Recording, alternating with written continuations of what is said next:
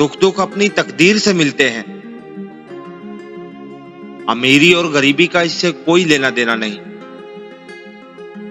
रोने वाले आलीशान महलों में भी रोते हैं और जिनकी किस्मत में खुशियां हों वो झोपड़ियों में भी खुश रहते हैं।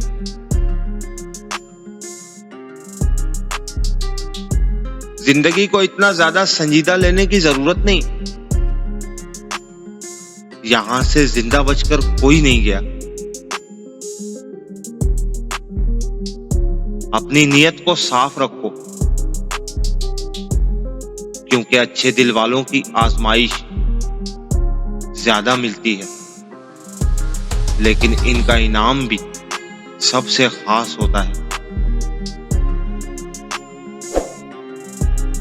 ऐ इज्जत देने वाले रब, हमें इन लोगों के शर से महफूज फरमा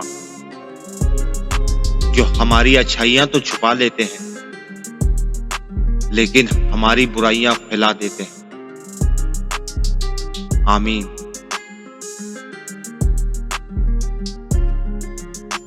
कुर्बान जाऊं तेरी तरबियत पे मां,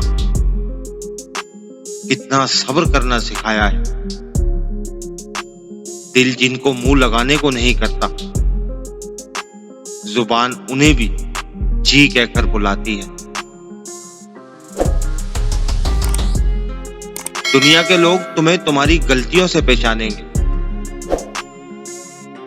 मगर अल्लाह तुम्हें तुम्हारे इरादों से परखेगा।